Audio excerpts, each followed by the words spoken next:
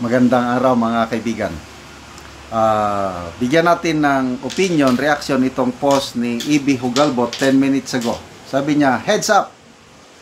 Public interview schedule of candidates for the next ombudsman. We will monitor this. Andyan pa si Boying. Okay, so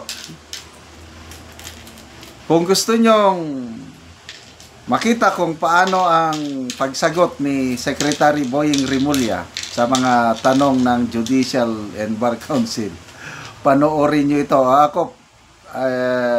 I hope na bakante ako by this time. Panoorin ko. Then, lahat sila magsimula ang interview. Ito, basahin ko yung schedule. Post ng Supreme Court. The Judicial and Bar Council has set the public interview of the candidates for the position of Ombudsman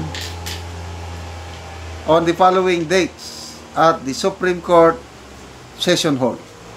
Magsimula August 28, 2025, 9 a.m. to 12 noon. Tatlong interviewin. Michael Aguinaldo, Romeo Benetes, Vestido Caroche. 1 to 5 p.m., dalawa lang, Corpin Bautista and Stephen Cruz. August 29, 9 to 12, Geraldine Ekong and Beda Epres. 1 to 5, Samuel Gerlan and Kim Jacinto Hinares. September 1, 9 to 12, Annalisa Lugan and Mario Lopez. 1 to 5, Melvin Matibag and Michael Frederick Mosnye. September 2, ito na, i-take note nyo na. September 2, 2025, 9 a.m. to 12 noon, Rimulya, Jesus Crispin and Felix Reyes.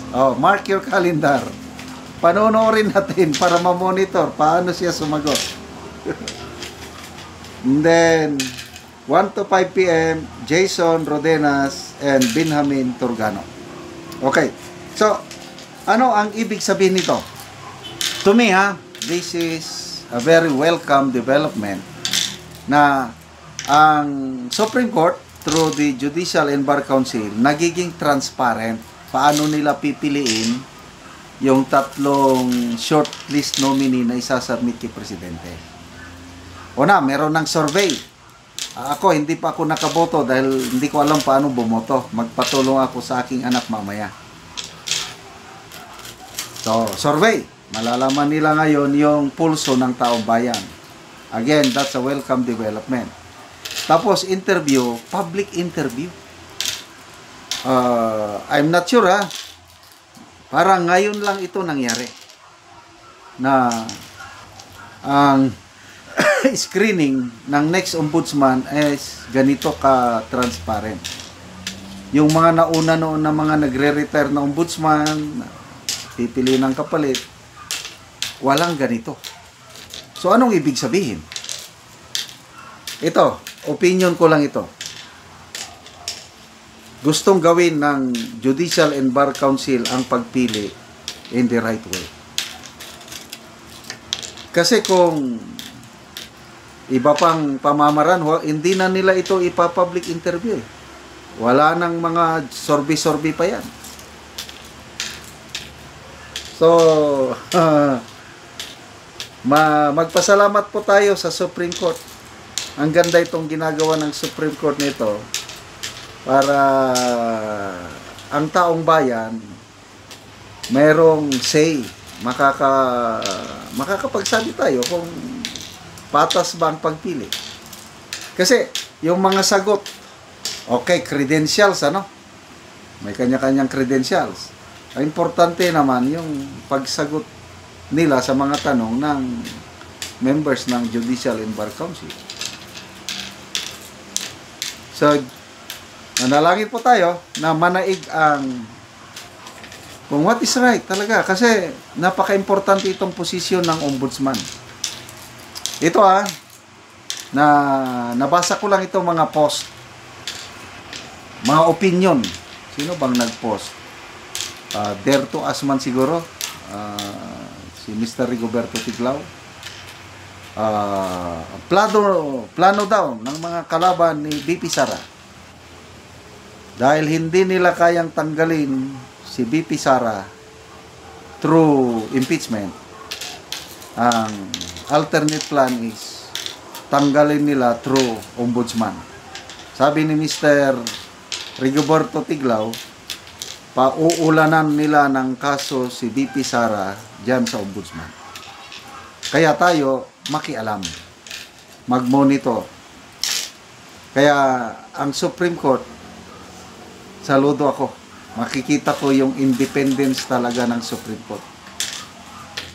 Kaya this is a wise move. Palakpakan po natin, saluduhan natin, pasalamatan natin ang ating mga maestrado sa Korte Suprema na ginagawa nilang transparent itong pagpili ngayon. Wow! I cannot wait. September 2, anong araw ba yun? Parang Martes. Okay? Okay, magbasa tayo sa mga comments. Neil John Aranjes, bagagid nawong naapa sila. Mga plano ba? Punta din na lang yun pa-download. Pani Bueno, di ba na-disqualify na si Boying? Naloko na JBC. Anyari, akala ko ba na-disqualify? Anabin Siasar, no to Rimulya. Fanny Bueno, no to Rimulya. Heidi, praying for God's intervention. Please save the Philippines from corruption and evil. Ron Romo, may kaso po siya, di ba? At siya yung nagdesisyon na tama ang ginawa nila kay PRRD. Joe Yapsing, effective ba yan? Baka pala kanyang din ang masunod. Siyempre, sugo nila, appoint nila. Survey done. Okay. May magagawa ang Judicial and Bar Council. Kung ang pinili ng Judicial and Bar Council, yung matitino, yung talagang karapat-dapat, galing lang sa judiciary, di patay sila. Pag hindi nila isinama yung mga, alam mo na, yung may questionable na record, ang isama lang talagang karapat-dapat, di panalo ang taong bayan. Kaya may magagawa itong public interview nito, yung survey nila, makiparticipate po tayo. Okay, salamat mga kaibigan sa inyong pagsubaybay sa ating channel. Nakakatulong kayo ng malaki sa Tribong Talandig ng Bukidnon dahil ang channel natin ito, ang sweldo natin ay pantulong sa tribo. Namimigay tayo ng mga libreng yero at pako para makapagpatayo itong tribo ng mas maayos na tirahan. Panoorin niyo ang video na ito. Natagaan na mo gero. So mag-atop na ni siya karon. Og karon mo na ni ang iyang gipatindog nga balay. So mag-atop na gid siya. I-plaster ko.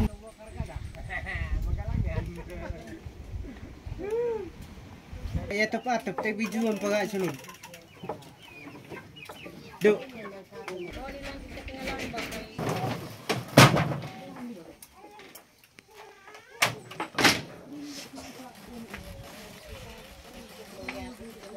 Tete plaster ta musiko bata.